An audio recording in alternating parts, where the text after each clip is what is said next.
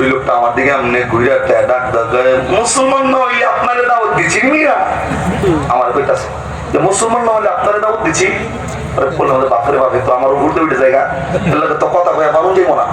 চিন্তা করছি যে অসুবিধা নাই, ওস্তাদের মায়ের হইলো শেষ সাইতে কথা বল না গেলে পরে কইছি বেড়া হম যাই করো, কবুলের সময় আমার কাছে হম লাগবো, ওই নামাজের কায়দায় কখন লাগবো ওই সময় তোমার ধরতেছে। একেবারে শেষ পর্যায়ে আয়া যখন কবুলটা স্টার্ট দেওয়ানোর সময় গেছে গা, আমার সামনে বর পরে আমি জিজ্ঞেসি ভাই আমি আপনার কুচ্ছু জিগাইতাম না, নামাজ পড়েন কিনে এটাও জিগামো না, আপনি মুসলমান কিনে এটাও জিগামো না, খালি একটা ছোট প্রশ্ন আছে। কি প্রশ্ন? প্রশ্ন হইল খালি কবুল খাওয়ার আগে আমার একবার কালেমা শোনাবেন, আমি আপনার জবান থেকে কালেমাটা হই না, তারপরে আপনার কবুলটা কম। যখনই কইছে কালেমা কম, এই বেড়া আর কথা হয় না, এই বেড়ার লগে যে কল্যাণ আইছে কিছু হ্যাঁ মিশাই দিছে, আর কলদের আমার মিশাই দিছে, আমি হ্যাঁ মিশাই দিছি, নজর খালি এমনি ঘুরতেছে চতুর দিক দিয়া। কি বেড়া কালেমা কস না রে? কলদের একজন ডাক দাও তুই এত বড় কথা কইলি এখন কনা হুজুরের কালেমাটা বলাই দে। ডাক দাও ভাই কেডিয়া হ্যাঁ কিন্তু মুখে তো ঘুরতেছে না কালেমা। যুবক এসে বিয়া করতে কিন্তু আর পেট দিয়ে কালেমা করে মুখে নাই। আমিও কিচ্ছু কইতাছি না, দীর্ঘ সময় পর হয়ে গেছে আমার আর কবুল হইতেছে না, কারণ আমি ওর কইছি ভাই কালেমা না কইলে তোর কবুল বন্ধ আমারে দিয়া। কিছুক্ষণ পরে এক মুরব্বী আইসে কর্তিকা জানাইয়া ডাক দাও এত দেরি হয়নি কবুল খাওয়াইতে। পরে কলদার একজন ডাক দাও হুজুরে দেরি করে না, ওরে কালেমা জিগাইছে, হুজুরের কালেমা কইতে আর না, এর লেগে কবুল কইতেছে না। মুরব্বী ডাক দাও সর্বনাশ করছস রে বেড়া, হুজুরের সামনে কালেমা কইতে পারস নাই, আজকের দিন একটা ভালো দিনে আয়া এই কালেমা ভুলে গেছস, ফকিরের দোয়ার কথাও তোর মনে নাই। আমিও বুঝলাম না যে ফকিরের দোয়া কোন দাঁড়িয়ে বাজাবা। পরে বুঝলাম যে ফকিরের দোয়া ওইটা আজ থেকে 15-20 বছর আগে ফকির বাড়িতে ভিক্ষার লিগে আইলে কইছে লা ইলাহা ইল্লাল্লাহ মুহাম্মাদুর মাগো কিছু দিন ভিক্ষা। কিন্তু এখন তো ফকিররা এমন ভাবে টেয়া চায় মানে 50,000 টাকা 2 মাস আগে কর্জ দিয়ে দিছে, কথা ঠিক না? তো ওই বেড়া কইতাছে বেড়া ফকিরের দোয়া পারো না, তখন ওই যে বেড়া বিয়া করতেছে ফকিরের দোয়া তো পারে, উনি তো কালেমা শোনায় দে হুজুরে। তখন বেড়া আমার মনে হুজুর সহজ, কিন্তু ভুলে গেছিলাম পেটে আইতেছিল ফকিরের দোয়া সহজ লা ইলাহা ইল্লাল্লাহ মুহাম্মাদুর রাসূলুল্লাহ। আমি তখন ওর ইচ্ছায়া কইলাম যে বেড়া ফকিরের দোয়ার কথা মনে হয় তোর যদি নবীর কালেমা মনে হয় তোর বিয়া কই এলাম কি আর বাইসা তাইকার মহিলা যাই এলাম। বাংলাদেশের যুবকের অবস্থা যদি হয় এমন, যুবক নবীর নাম কইলি তুমি যদি আব্দুল কাদের জিলানীর নাম কও, তোমার দোয়াই কুনতের কথা জিগাইলে তুমি যদি জানা যায় দোয়াই কুনত পড়ো, তোমার কালেমা জিগাইলে তুমি যদি ফকিরের দোয়ার কথা মনে হয় কালেমা মনে হয়, কি জবাব আল্লাহর কাছে দিবা একবার তো ভেবে দেখো না, এই কথা ঠিক না দেখে। তাহলে তলবুল ইলমি ফরিদাতুন আলা কুল্লি মুসলিম, প্রত্যেকটা মুসলমান নরনারীর জন্য ইলমে দ্বীন শিক্ষা করা ফরজ করছে কে? আল্লাহর নাম আবার কোন কে? আবু বকর ডাক কয় মনে আছে নি আপনাকে জানাজা দাও না কে? কয় কেমনে জানাজা দেব, পুরো এলাকার মধ্যে আলেম নাই, পুরো এলাকায় আলেম নাই, জানাজা কেমনে দিব? একটু ইনফরমেশন দিয়ে রাখি। আবু বকর এমন আলেম সেখানে উপস্থিত হয়েছে, যদি এলাকায় আলেম না পাওয়া যায় আমি আবু বকর ওয়াদা দিতেছি, প্রমিস করতেছি এই লোকটার জানাজা আমি নিজে পড়বো, আমি নিজে এই লোকটাকে কবরে নামাবো। একবার সুবহানাল্লাহ কইবেন না? আবু বকরের চাইতে বড় আলেম নবীর পরে দুনিয়াতে একটাও আছে? নবী ডাকটা কয় পৃথিবীর সব মানুষের নেকি এক পাল্লায়, আর আমার আবু বকরের এক রাত্রির নেকি যদি এক পাল্লায় দেওয়া হয় পৃথিবীর সকল মানুষের নেকির চাইতে আবু বকরের এক রাত্রির নেকি আল্লাহর কাছে বেশি হয়ে যাবে। আর একবার জোরে এখানে যারা আছেন হাজী সাহেবরা বলতে পারবেন মক্কাতে 2টা পাহাড় উল্লেখযোগ্য, একটা হলো জাবালে নূর আর একটা হলো গারে সুর। জাবালে নূরে কোরআন নাযিল হইছে আর গারে সুরে আল্লাহর নবী হিজরতের সময় গারে সুরে অবস্থান করছে। একটা ঘটনা কিন্তু আমরা জানি, নবী গুহার মধ্যে ঢুকলো, উপর দিয়ে মাকড়সা জাল বানাইছে, কবুতরে ডিম পারছে, ঘটনা শুনছিনি কোনোদিন? ওই পাহাড়ের নাম হলো গারে সুর, যদি ওই আলোচনায় ইখতিলাফ আছে উলামায়ে কেরামের, কিন্তু আমি একটু বলি আপনারে, এই জাবালে নূরের উচ্চতা হলো 2100 ফুট আর গারে সুরের উচ্চতা হলো 5,500 ফুট। আমি কিছুদিন আগে ঘুরে আসছি গারে সুরে, যেদিন গেছি আমি চিন্তা করছি যে জাবালে নূরে উঠছি আলহামদুলিল্লাহ, নামছি আলহামদুলিল্লাহ, কোনো সমস্যা নাই, শরীরে বাঁধে নাই আমার। তো গারে সুরটা ওইভাবে চিন্তা করে আমি উপরে উঠাই স্টার্ট করছি যে নবী যে জায়গায় আবু বকরকে নিয়ে হিজরতের সময় রাত্রি যাপন করছে যে জায়গাটা দেখতে চাই, ওই জায়গায় উঠতে গিয়া এরকম বোতলের কমপক্ষে 10টা বোতল পানি খাইতে হয়েছে আমার। এত উঁচু পাহাড়, ধরার কত ব্যবস্থা নাই, লিফটের ব্যবস্থা নাই, পাথর পায়া পায়া হালকা হালকা সিঁড়ি দিয়া উঠতে হয়। আমি আমি বাংলাদেশের কোন মুরব্বী হাজিদেরকে সেই জায়গায় উঠতে দেখি নাই। যদি উঠছে জোয়ান যারা, আর মুরব্বী যারা উঠছে তারা পাকিস্তানি অন্যান্য দেশের মানুষ। বাংলাদেশের কোন নারীদেরকে উঠতে দেখি নাই। অন্য দেশের নারীরা সেই জায়গায় সর্বোচ্চ শক্তি নিয়ে সেখানে উঠছে, কিন্তু আমার মতো মৌলবীর টার্গেট ছিল সেই দিন নাই মা আর একটা ওমরা করার প্ল্যান ছিল সেই দিন বিকাল বেলায়। আমি যখন উঠতেছিলাম উইঠা অস্থির যখন হয়ে গেছি, উপর দিকে তাকায় দেখি এখনো অর্ধেক উঠি নাই। মানে আপনার আমার মতো সাধারণ মানুষ, শক্তিওয়ালা মানুষ সেইখানে উঠতে যায় সর্বোচ্চ রকমের হিমশিম কায়া ওইখানে যায় অস্থির হয়ে পড়ে যায়। মূল কথা বলার উদ্দেশ্য এটা নয়।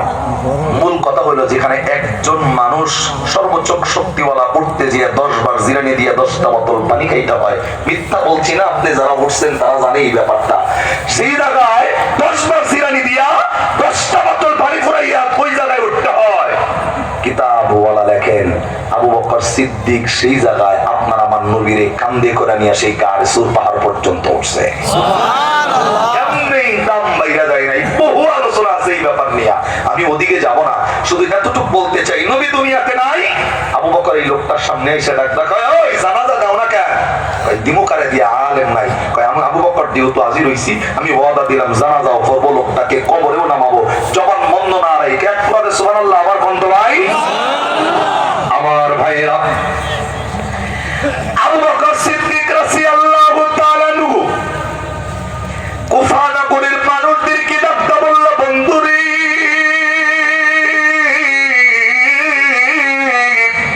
কোন আলেম যদি না পাওয়া যায়, আমি নিজে এই লোকটার জানাজা পড়বো, আমি নিজে এই লোকটাকে কবরে নামাবো। রে বন্ধু, অনেক লম্বা কথা, সংক্ষেপ কথাগুলা বলবো। আবু বকর সিদ্দিক রাদিয়াল্লাহু তাআলা আনহু আল্লাহর এই বান্দাদেরকে ডাকতে কয়, রে কুফা নগরের মানুষ, এই লোকটার জানাজার জন্য মাঠ তৈরি করে দাও। এলাকার মানুষগুলা জোরাফ নামক ব্যক্তির জানাজার জন্য বিশাল মাঠের আয়োজন করলো। রে বন্ধুরে, এলাকার মানুষগুলা ওই লোকটার লাশকে সামনে লইয়া সকল মানুষগুলা যখন সারিবদ্ধভাবে দাঁড়ালো, আপনার আমার নবীর সাহাবী আবু বকর সিদ্দিক রাদিয়াল্লাহু তাআলা আনহু হাতে হাতে পা পা করে, রে বন্ধু ইমাম যে জায়গায় দাঁড়াইয়া যায়, আবু বকর ইমামের জায়গায় দাঁড়াইয়া, রে বন্ধু আপনার আমার নবীর সুন্নাত তরিকা অনুযায়ী এই লোকটার জানাজাটা যখন কমপ্লিট করে দিছে, আমি আপনাদেরকে বলবো বন্ধু, যেই লোকটার জানাজা পড়ার মতো আলেম পাওয়া যায় না, আবু বকরের মতো আলেম এমনি এমনি সেই জায়গায় উপস্থিত হয় নাই। বুঝলে বলেন না, ওই বান্দার জানাজার ইমামতির জন্য আবু বকরকে নাজিল করছে কে? আল্লাহ কোরআনে ডাক দিয়া কয়, ওয়া মাকারু ওয়া মাকারাল্লাহ ওয়াল্লাহু খায়রুল মাকিরিন।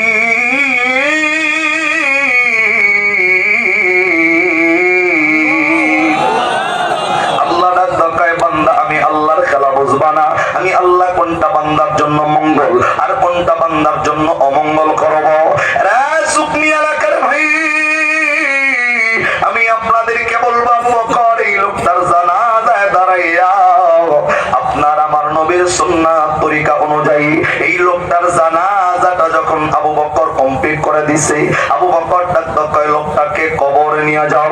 মানুষগুলা ধরে ধরে যখন লোকটাকে কবরে নিয়ে গেল, আরে বন্ধু কবরস্থানে নেওয়ার পর আল্লাহর নবীর সুন্নাত তরিকা অনুযায়ী এই লোকটার জানাজা শেষ কইরা লোকটাকে কবরের মধ্যে নামাইয়া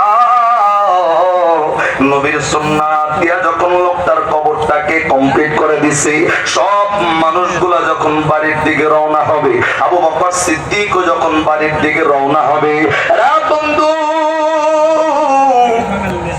আবু বকর কবরস্থান থেকে এখনো সরে নাই।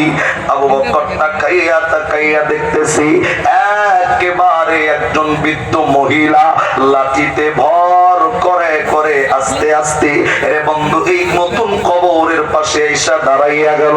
আবু বকর এখন জবান খুলে কোনো কথা পায় না। এই মহিলা আস্তে করে চোখের পানিটা ছেইরা আবু বকর যখন বাড়ির দিকে রওনা দিবি, আল্লাহর নবীর সাহাবীর রাব্বাকা নবীর সাহাবী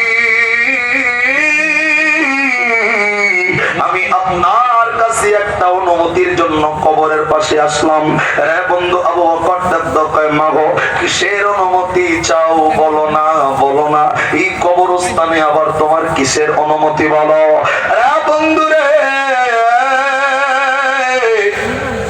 আল্লাহর নবীর সাহাবীর সামনে মহিলা ডাকতো কয় হুজুর, যেই মানুষটার জানাজার নামাজ আপনি পড়াইলেন, যেই মানুষটাকে আপনি কবরের মধ্যে নামাইলেন, এই মানুষটা আমার দুঃসম্পর্কের কোনো আত্মীয় নয়, এই মানুষটা তো আমার একমাত্র কলিজার টুকরা সন্তান।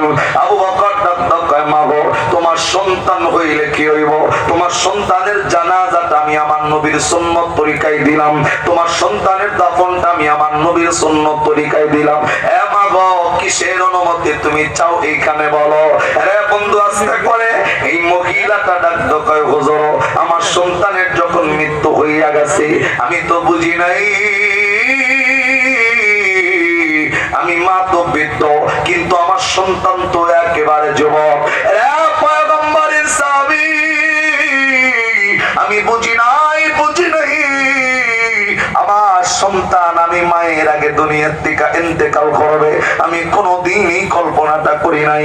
এই যুগ নিয়ে এলাকার অনেক মানুষ আছেন এমন, বাবা এখনো জীবিত, মা এখনো জীবিত, কিন্তু নিজের সন্তানটার জানাজা আপনি পড়ছেন, নিজের সন্তানটার নিজ হাত দিয়া কবরের মধ্যে নামাইছেন। এই মহিলাটাও ডাকতে বললো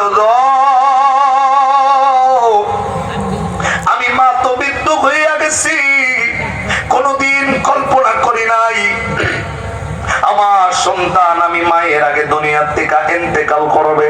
রে পয়গম্বরের সাহাবী আমার সন্তানরা আমি মা আমি আমার সন্তানকে এতটা